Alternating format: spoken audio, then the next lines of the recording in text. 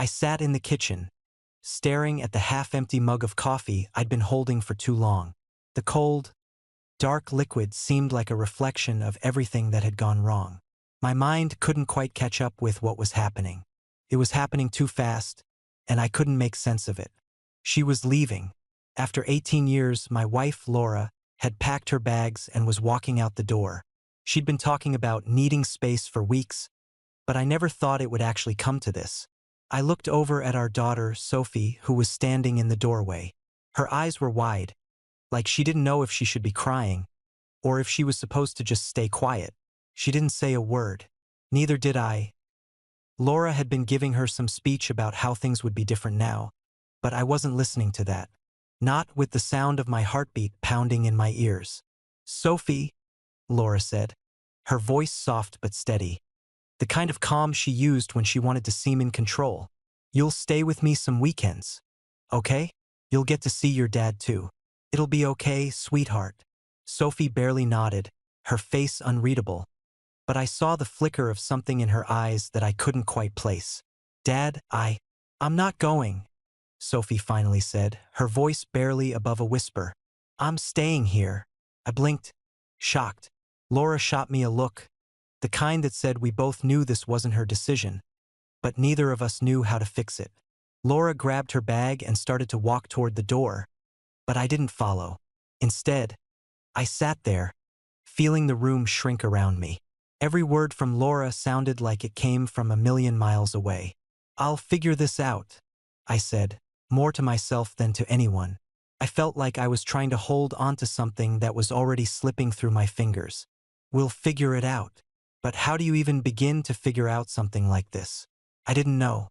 All I could do was look at Sophie, who had just been handed the broken pieces of her life and was staring at me like she didn't know what to do with them either. "You okay?" I asked, and she just shrugged. "Yeah," she said quietly, but her voice told me everything I needed to know. She wasn't okay. Neither of us were. As Laura walked out the door, I could hear Sophie shift behind me, moving closer. But she didn't say anything. She didn't need to. I could feel it, this weight settling between us, one that I wasn't sure how to shake. I let out a breath, wiped my hand across my face, and made a decision then and there. I wasn't going to beg. I wasn't going to yell. What was done was done. I needed to focus on Sophie, on the future. I couldn't let myself fall apart. We'd handle it. Somehow, the silence in the house was deafening. But it wasn't the kind of silence that felt peaceful. It felt like the calm before something worse.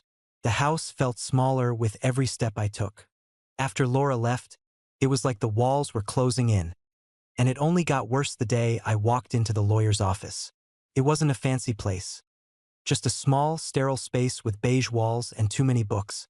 The lawyer, Richard Pierce, was a middle-aged guy who looked like he spent his weekends fixing up his house and mowing the lawn. His voice was calm, measured, but there was something in his eyes that told me he'd seen worse. "We need to act fast," he said, after I explained the situation. "Given your daughter's clear rejection of her mother, there's a good chance the courts will be inclined to side with you for primary custody. But you have to show that you're not trying to manipulate her, that this is about what's best for her." I nodded, trying to focus. I wasn't ready for this. I wasn't ready for any of it. "The fact that your daughter isn't willing to go to her mother's, that's huge," Richard continued. "You need to document everything, especially if her mother's behavior has been inappropriate." He paused, letting the words hang in the air, like he knew it was a tough pill to swallow. I looked at the floor, not sure how to feel. I wasn't sure what was best for Sophie right now. The last thing I wanted was to turn her into some kind of pawn. When I left the office, I felt the weight of it all: custody battles, the upcoming hearing, Sophie's future, pressing down on me. But I couldn't avoid it. I had to protect her. At home, Sophie was sitting on the couch, her feet tucked under her, scrolling through her phone. Her face was blank, like she was trying to disappear into the screen. "You okay?"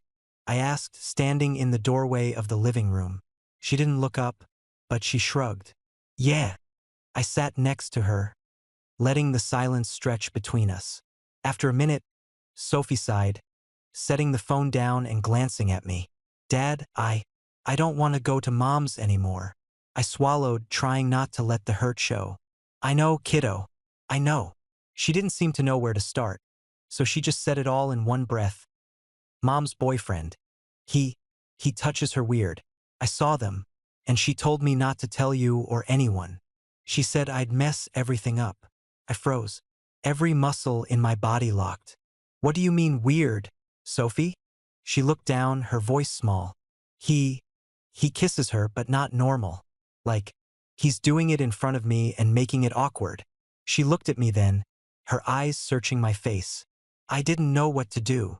My stomach turned. How had I not seen it? How had I not known? But I pushed that aside. This wasn't about me, this was about Sophie. And she was scared.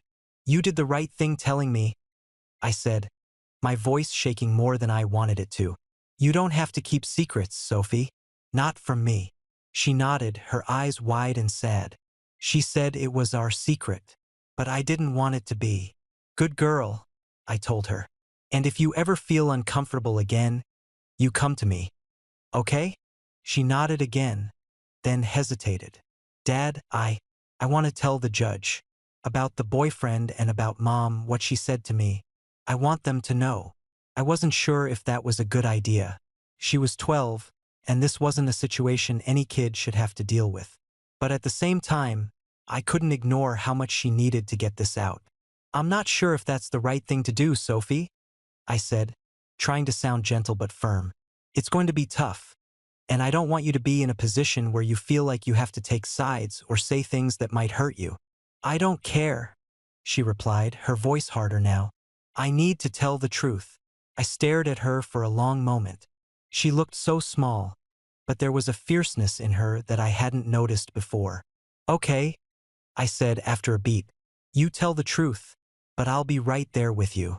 Whatever happens, I've got your back.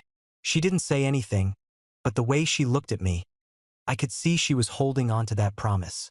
And I wasn't about to let her go through this alone. We sat there in silence for a while. Neither of us said much after that. But as I watched her, I realized how much I hated that she was caught in the middle of this mess. She deserved so much better than this. But it wasn't just about her mother anymore. It was about protecting her, no matter what. And if that meant going to court, I'd do it. I'd do anything to make sure she was okay. Dad, Sophie said suddenly, her voice barely above a whisper. Yeah, kiddo? Do you think Mom's still gonna be my mom? I didn't have an answer for her, at least not one that wouldn't crush her. So I just took her hand and squeezed. We'll figure it out, I promise. And for the first time since all this started, I believed my own words. I was in the kitchen, washing the dishes. Something to do with my hands. Something to fill the space between me and the thoughts that kept circling my head. Sophie was upstairs, in her room, and I just started to feel like I was breathing again. That's when I heard the knock. At first, I thought it was some kind of mistake, maybe the neighbor or a delivery. But then the knock came again, harder, sharper this time, and I froze. My heart started racing, and for a split second, I thought maybe I was imagining it. But no. I walked to the door, and there she was, Laura, standing there, eyes wide, hair messier than usual, like she hadn't even bothered to brush it before showing up at my doorstep. I'm here to see Sophie, she said, her voice tight like she had no intention of playing nice. I didn't even blink. No, you're not. What do you mean, no? She snapped, pushing past me as if it were her right to walk in. She's my daughter. I'm taking her with me. I stepped in front of the door before she could get any further. Not happening. Not like this, Laura. Her mouth twisted into a smirk, a fake calmness that barely covered the storm underneath. You're just trying to control everything. You've poisoned her against me, haven't you? She's just a kid, and you're using her to get back at me. I swallowed hard. This isn't about getting back at you. This is about Sophie, and she's not going anywhere with you until we get this settled in court. Her eyes narrowed. You're making her choose, you know that? You're turning her into a weapon. I leaned against the doorframe, trying to keep my voice steady. I'm not making her choose. You are. And you've been doing it for months. If you think I'm letting you take her after everything, you're wrong. We'll do this the right way or not at all. She crossed her arms, her jaw tight. You think you can control this? The judge is going to see right through your little game. You're not a saint here, you know? I could feel the anger bubbling inside me, but I wasn't going to give her the satisfaction of seeing me lose my cool. The only game I'm playing is making sure Sophie is okay. And you need to stay out of her life until the custody hearing. Otherwise, you're only making this worse. She glared at me, but I didn't back down. Not this time. Fine, she said, her voice dripping with venom. We'll see what the court says. But don't think you're winning this. You're just pushing her away from me. You'll see. I didn't say anything. There was nothing left to say. Is that all? I asked, my patience wearing thin. She was quiet for a moment, just staring at me like she was trying to decide if she was going to throw something else at me. Then she scoffed, turning to leave. You'll regret this, she called over her shoulder. You don't know what you're doing. I didn't respond. I didn't need to. As she slammed the door behind her, I felt a strange sense of calm wash over me, like a storm had just passed. But then I heard a soft voice behind me. Dad. I turned around to see Sophie standing in the doorway, her eyes wide, but she didn't move. She was quiet, watching me like she wasn't sure if she was allowed to speak. I walked over to her, crouching down so I was at her level. You okay? I asked, my voice softer now, as if to reassure her that nothing bad had happened. She nodded but didn't say anything. Don't worry about that, I said, brushing a piece of hair from her face. I'm not going to let her take you like that. We're doing this the right way, okay? Everything's going to be okay. Sophie looked at me for a long moment, her eyes filled with more than just sadness. I saw something else there too, a sort of quiet understanding. She wasn't going to argue, wasn't going to protest. She just stayed still, like she was letting it all settle. You really mean that, don't you? She finally asked, her voice barely above a whisper. I nodded. Of course I do. Sophie didn't say anything else. She didn't need to. I could see in her eyes that she knew what I was doing. She knew it wasn't just for me. It was for her. I stood up and led her back toward the kitchen. The room felt different now, like there was a space between us and all the crap Laura was trying to drag into our lives. We sat down at the table, and for the first time in days, I felt like maybe, just maybe, we were going to be okay. Sophie didn't say anything else, but she didn't need to. I was the one who needed to be strong. And if I could hold it together, if I could make sure she didn't feel like she was drowning, maybe this would work out. I just had to keep holding on. The days felt like they were dragging, each one longer than the last, until the hearing was right on top of us. I'd always hated waiting, but this was different. Every minute felt like a countdown. I'd be lying if I said I wasn't feeling the pressure. It wasn't just about me anymore. It was about Sophie, about making sure she was protected, that we weren't walking into a situation where the judge could twist things around. Richard, the lawyer, had been clear. The judge will listen closely to Sophie. She's old enough to have her preferences considered. The court won't make her choose, but she's at an age where what she says matters. That sounded good in theory, but it didn't make the weight any easier to carry. I sat in the kitchen, going over the papers Richard had sent me, but my mind kept drifting. I kept thinking about Sophie and what she was going through. She wasn't saying much, but the silence was just as heavy as the words she wasn't speaking. Sophie, I called up to her. She came downstairs slowly, like she was trying to avoid whatever was coming. Her face was pale, like she hadn't been sleeping well, which made me worry even more. I've been thinking, I started, about the hearing. You know it's coming up, right? She nodded, sitting down at the table. Yeah. I pushed the papers aside, trying to focus on her. I know this is hard, but if you want to say something, if there's anything you want to make sure the judge hears, you can. You can tell them exactly how you feel. She didn't meet my eyes, her hands picking at a loose thread on her hoodie. I don't know what to say, she mumbled. I just don't want to go to her house anymore, Dad. Feels wrong. I know, kiddo. I know. But I want you to be sure. We don't have to do anything you're not comfortable with. Sophie hesitated, then said, when I was at Mom's, her boyfriend, he would always make comments. Like, It's nice to have a little girl around. She swallowed hard, her voice catching for a second. It made me feel like I wasn't really supposed to be there, like I didn't fit in. I leaned back in my chair, trying to process that. He said that to you? She nodded, her eyes downcast. Yeah. And sometimes when they'd fight, I'd just sit in my room, but then I'd feel like he was standing outside my door, waiting for her to come get me. I could feel my blood start to heat, anger rising in me, but I held it in.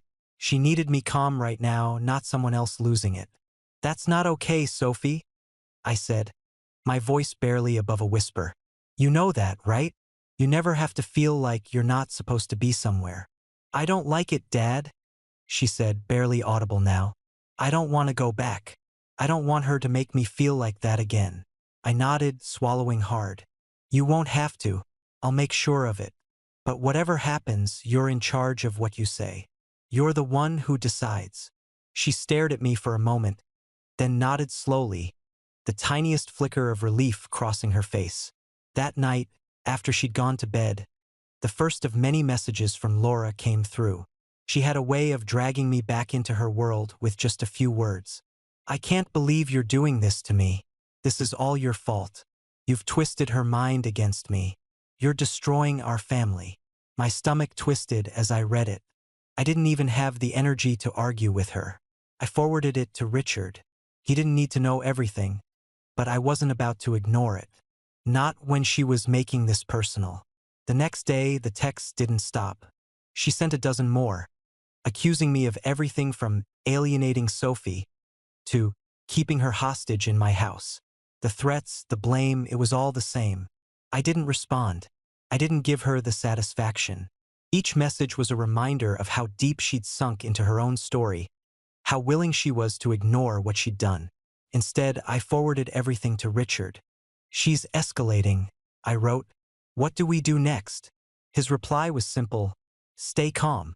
Let her make her case in court. We'll use these messages as evidence. She's making it easy. Easy. I wasn't sure if it was easy, but it was clear that she wasn't about to make this process any smoother. A week later, as the hearing loomed closer, I found myself getting lost in the details. What would the judge ask? How would Sophie handle being in that room? Would she be able to say what she needed to say without breaking down?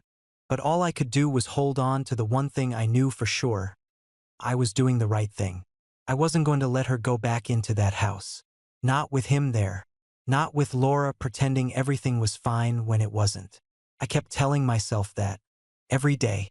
It was the only thing that helped me breathe.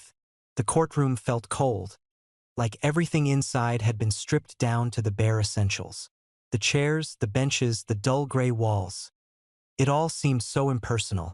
Even the air smelled sterile, like it was waiting for something to happen. I sat at the table, feeling the weight of the moment, trying to keep it together. My lawyer, Richard, sat beside me, flipping through his notes, his face calm, but I could see the tightness around his eyes. The hearing was about to start. My heart was in my throat, and I tried to swallow it back down. The judge entered, and the room fell into a silence that felt like a punch to the gut. She was a woman, probably in her late 50s, and she had the kind of no-nonsense demeanor that you'd expect from someone who'd spent years sifting through messy divorces and custody battles. She looked at us for a long moment, like she was sizing us up. "Let's begin," she said, and her voice left no room for argument. Laura's lawyer went first. I didn't know what he said, honestly. His words blurred together as he painted my ex as the victim, someone caught in a terrible situation, trying her best for her daughter. I kept my face neutral, but inside I was fuming. He said all the right things, but it felt hollow, like a performance. When it was my turn, I stood, trying to force my legs to move. Richard spoke first, outlining the facts. Sophie had been rejecting her mother, staying with me full-time, and had been clear about her discomfort with the boyfriend. The timeline of Laura's affair and the rapidity with which it all unfolded. Laura's relationship with the boyfriend, her moving him into the house, the lack of emotional support for Sophie, was all laid out. Then it was time for Sophie's testimony. They called her in for a private interview with the judge, and I was left sitting in the hallway, my palms slick with sweat, the silence stretching out. I tried to calm my mind, tried to focus on what was ahead, but my thoughts kept spiraling back to Sophie. Was she okay? Was she nervous? I hadn't wanted to push her, but I also knew she had to be heard. I couldn't be in that room with her. She needed to speak for herself. But still, I hated that she was going through this. It wasn't right. I heard the door creak open, and then I saw her, walking toward me with her head down, her eyes locked onto the floor. I stood up, trying to read her face, but I couldn't. How'd it go? I asked, my voice softer than I intended. She looked up, her expression unreadable. It was fine, Dad. I could see that she wasn't fine, but I didn't push. Not here. Not now. Richard joined us moments later, his usual calm demeanor a little more strained than usual. She did well, he said. The judge was very attentive. She didn't let Laura's lawyer talk over her, didn't let them downplay Sophie's feelings. Do you think it's going to be okay? Richard gave me a long look, like he was measuring the weight of my question. It's going to be tough, but Sophie's testimony was critical. The judge heard her, and she was clear about what happened. I wanted to believe that. I really did. But the knot in my stomach wouldn't loosen. I kept thinking about Laura, how she was sitting on the other side of the room, probably doing everything she could to convince herself she wasn't the bad guy. When the judge returned, her face was neutral, but there was something about the way she held herself that made me brace for what came next. She cleared her throat and looked down at the papers in front of her. I've reviewed the testimony and the evidence. It's clear that the environment in which Sophie has been placed is not conducive to her well-being. The allegations of inappropriate behavior, as well as the lack of emotional support for the child, are concerning. I felt my heart skip a beat. The judge looked at Laura, who was sitting stiffly across the room. Ms. Hamilton, she said, her voice sharp, the timeline of your relationship with Mr. Jacobs was not disclosed in an appropriate manner, and I find that troubling, particularly in light of the emotional distress it caused your daughter. Laura's face tightened, and I could almost see the words forming on her lips. But the judge didn't give her a chance to speak.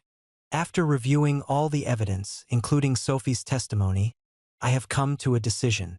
Mr. Reese, she said, turning to me, you will be awarded primary custody of your daughter. Ms. Hamilton will have supervised visits, pending a review after 6 months. In addition, child support will be set at the standard rate, effective immediately. I exhaled, the breath I hadn't realized I was holding. It was over. The judge had ruled in my favor. I turned to look at Sophie, who was standing in the doorway, watching me with wide eyes. There was a faint glimmer of relief in her face, but it was almost like she was afraid to let herself feel it, like she wasn't sure if it was real. I walked over to her, kneeling down to be eye level. We did it, kiddo. You're safe. Her lip trembled slightly, but she didn't say anything. She just nodded, and I could see the weight lifting from her shoulders, slowly, inch by inch. Laura stood up abruptly, her chair scraping across the floor, and stormed out of the room without a word. But she didn't need to say anything. The look on her face said it all. She wasn't going to let this go. But I didn't care. I focused on Sophie, who was standing there, her arms wrapped around herself like she was still unsure whether this was real. We're okay, Sophie, I said again, softer this time. We're going to be okay. And for the first time in a long time, I believed it. The moment the judge handed down her decision, everything shifted. The room felt suddenly colder, more real, like the air itself was holding its breath. I stood there, barely able to process what had just happened, but my focus was immediately on Sophie. She was still standing near the door, her eyes wide, her hands gripping the sleeves of her hoodie. She didn't smile, not at first. It was like she was waiting for something, some sign that this was real, that we weren't just in some kind of strange dream where everything could reverse at any second. I walked over to her, keeping my voice low, steady. It's over, Sophie. You're safe now. Her lip quivered for just a second, and then she nodded. Slowly, carefully, like she wasn't sure if she was allowed to feel relieved. She stepped forward, and I pulled her into a hug, letting her bury her face in my chest. I could feel her tense up for a moment, then relax, just slightly. I knew it wasn't over for her.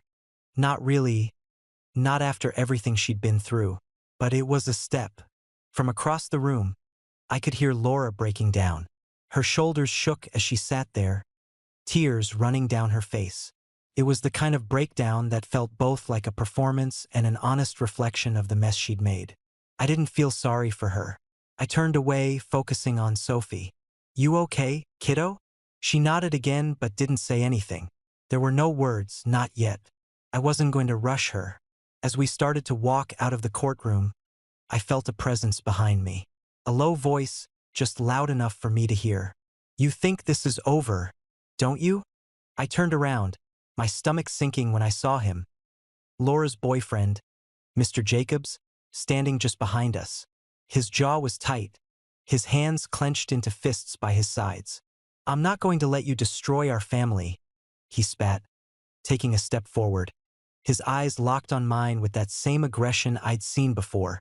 I stepped between him and Sophie without even thinking. "Stay the hell away from my daughter," I said, my voice low but firm. He sneered, trying to push past me, but I held my ground. "You think you've won? You're nothing but a pawn in this, man. This is far from over." Before I could say another word, Richard, my lawyer, stepped in between us, his calm demeanor suddenly shifting into something sharper. "Mr. Jacobs," Richard said, his voice steady but with an edge. "You need to leave. Now." "Or what?" Jacobs challenged, but Richard didn't flinch. "Or I'll make sure your threats go on record, and you'll have a lot more to worry about than a custody hearing," Richard replied, pulling out his phone as if he were ready to make a call right then and there. Jacobs hesitated, sizing us up. The threat hung in the air for a long moment before he finally muttered a curse under his breath and stormed off. Sophie didn't watch him leave. She kept her eyes on the ground, her fingers still twisted around the fabric of her hoodie. I put my hand on her shoulder and gave it a gentle squeeze. "You're okay. You're safe." The drive home was quiet.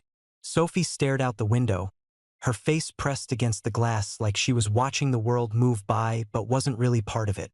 I didn't press her to talk. Not yet. When we finally got home, I started making dinner, the noise of the kitchen filling the silence between us. Sophie sat at the table, picking at her phone, still distant. Finally, after a long while, she looked up at me, her voice barely a whisper. "Dad, was it wrong? To want her to pay for what she did?" I stopped what I was doing, wiping my hands on the towel. My heart broke for her. She was carrying around guilt that shouldn't even be hers to bear. "No, Sophie," I said softly, walking over to sit beside her. "It's not wrong to feel hurt. It's not wrong to be angry. But this situation, what's happening between your mom and me, it's not about making anyone pay. It's about making sure you're okay." She nodded slowly, but I could see the confusion still swirling in her eyes. "I feel like I shouldn't want that, but I do. I want her to understand what she did, that it wasn't just hurting you, it hurt me too." I pulled her into a hug, and this time, she didn't pull away. "I know, sweetheart, I know. But the truth is, you didn't do anything wrong. You didn't ask for any of this. You did the right thing by telling the truth, and that's all we can do now. Just keep moving forward." She stayed quiet, but she hugged me back, and that was enough for now. Later that evening, as we settled into a quiet routine, I couldn't shake the feeling that this was just the beginning. Laura wasn't going to let this go. There would be more fights, more struggles ahead. But for tonight, at least Sophie was here with me. She was safe. And for the first time in a long time, I finally felt like I could breathe.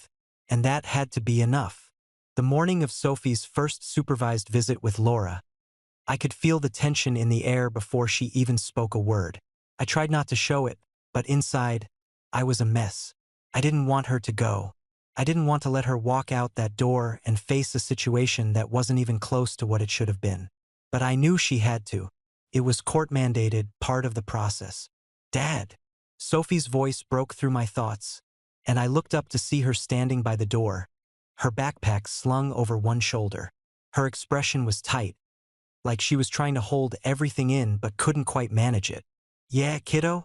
She hesitated before she spoke again. You sure I have to do this? I didn't lie to her. Yeah, but you don't have to be anything you're not. Just go see how it feels. You don't have to pretend everything's okay. She didn't answer right away, just stared at me with that look that made my heart ache. She wanted things to be different.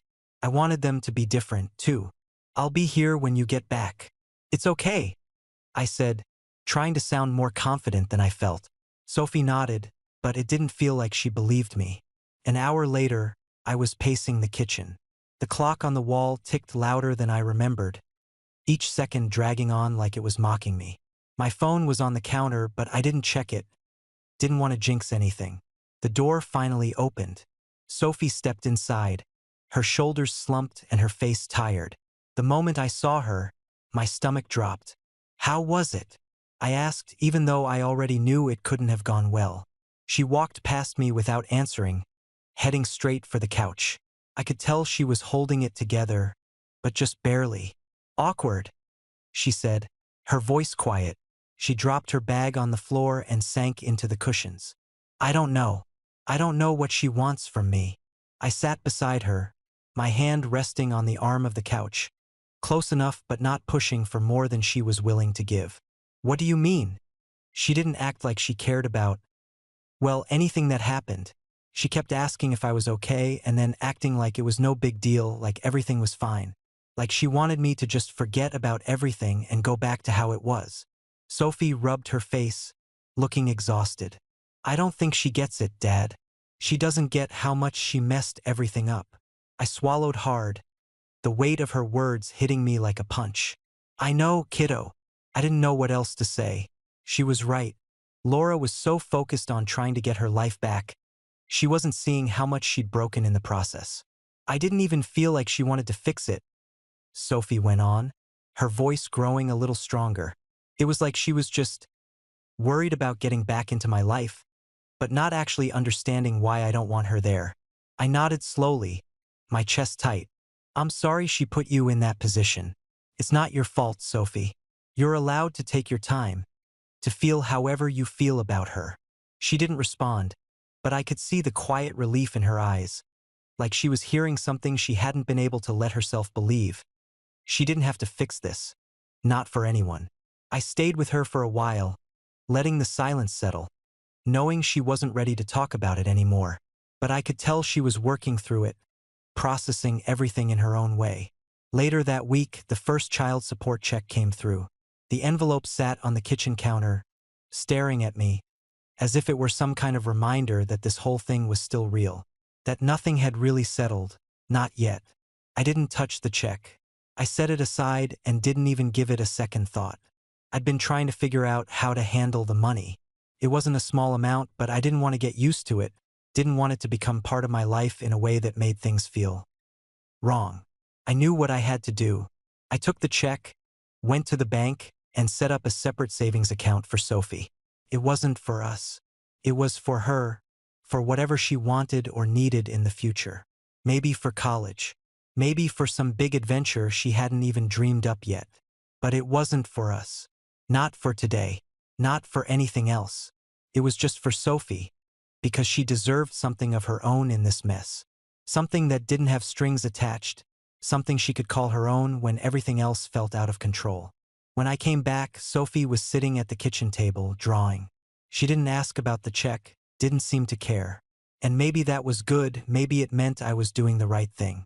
I walked over to her, sitting down across from her, and watched her for a while. She wasn't smiling, but she wasn't frowning either.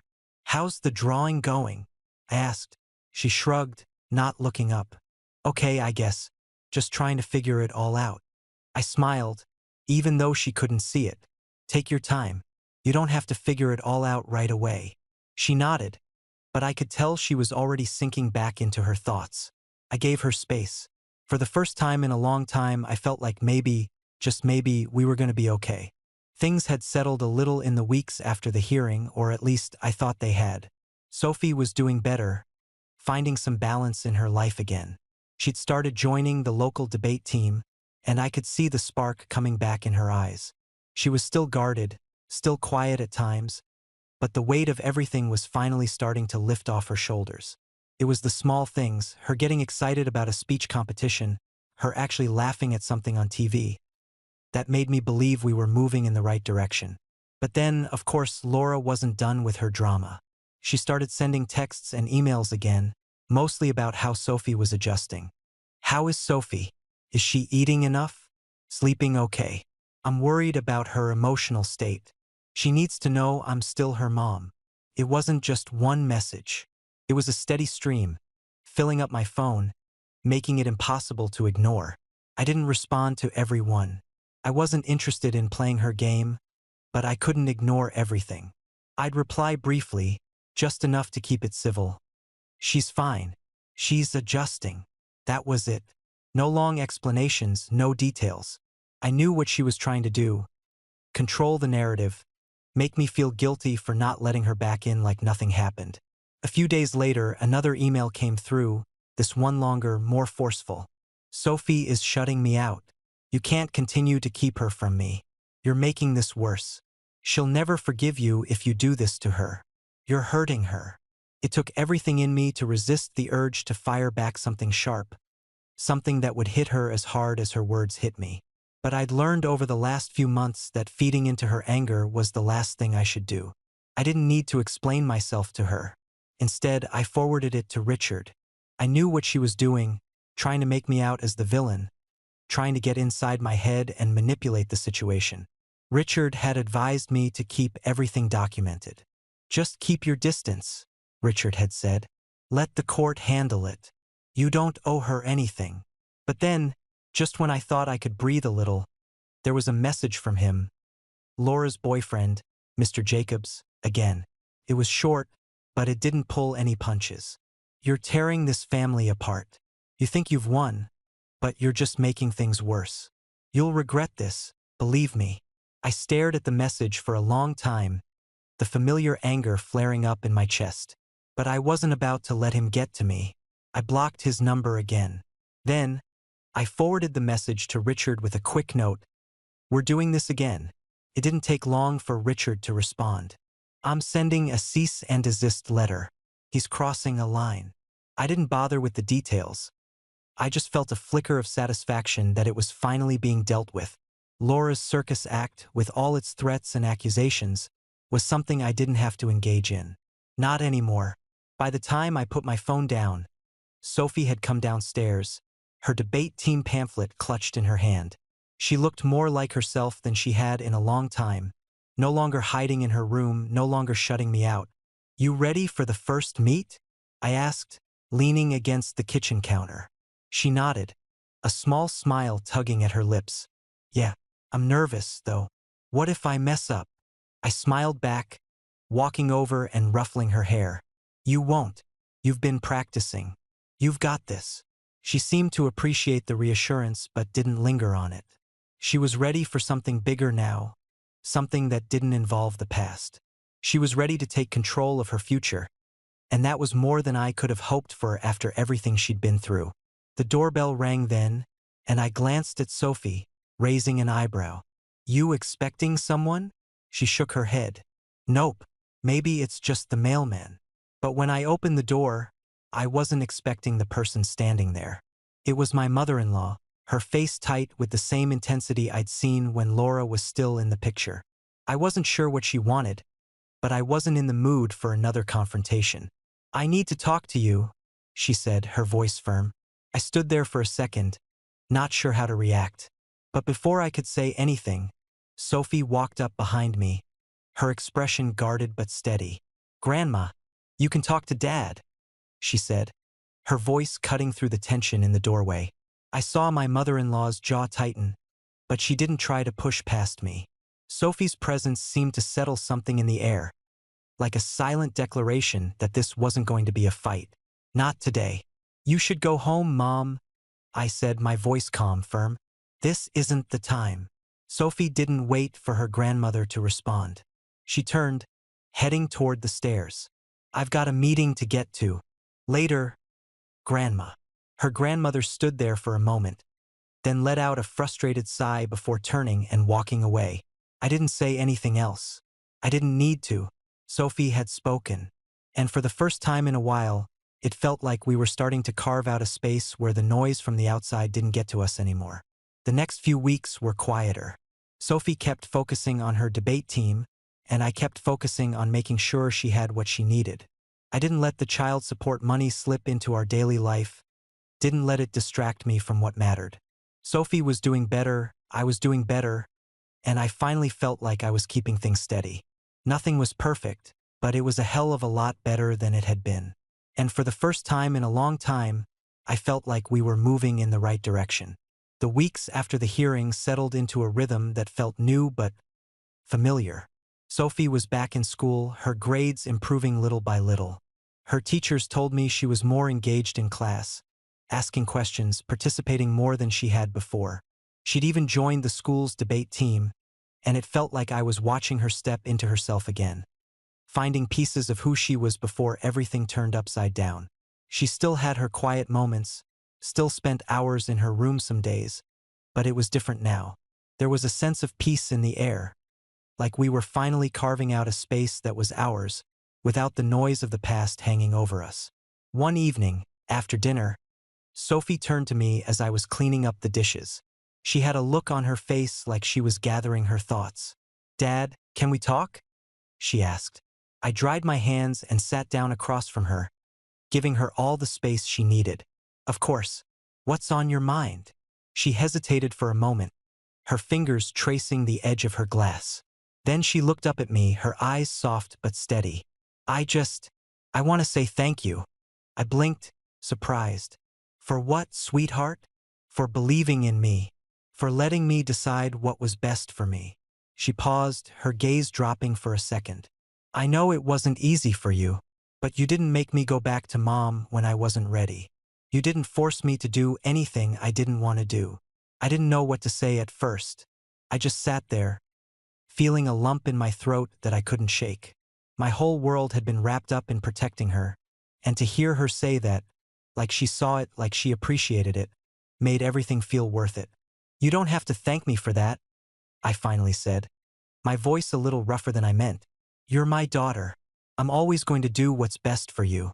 I'm just glad you're okay." She smiled, the kind of smile that reached her eyes for the first time in a long while. "I am, Dad. I really am." The next day, Sophie went to her grandmother's house. It was the first time since the ruling that Laura's side of the family had asked to talk to her. I wasn't sure what to expect, but I knew they'd been kept in the dark about a lot of things.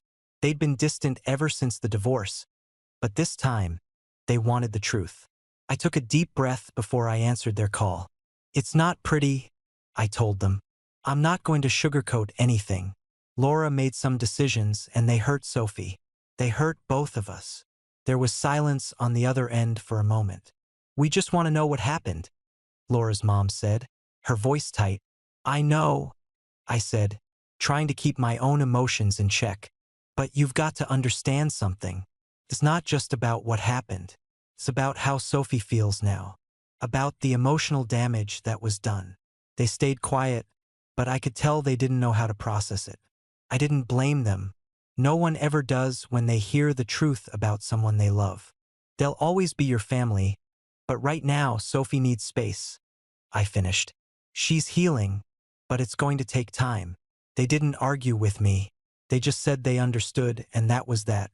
The conversation left me unsettled, but not surprised. I didn't expect them to take sides, but I knew it wasn't easy to hear the reality. For the first time in a long time, I didn't feel the need to explain myself to anyone. Sophie's well-being came first. That was all that mattered. Later that week, my parents called. They didn't need to ask questions, they just offered support. They knew what was going on. They'd been there for every moment, every step of the way. It was different with my side of the family. They didn't judge, they didn't need explanations. They just said, "We're here for you, whatever you need." And that meant the world to me.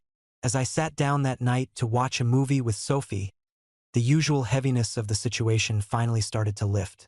I knew the future was still uncertain. There were still going to be days when things didn't feel right, when Sophie felt the weight of everything. But for now, for this moment, we were okay. And no matter what came next, I knew one thing for sure. I would always have her back, no matter what.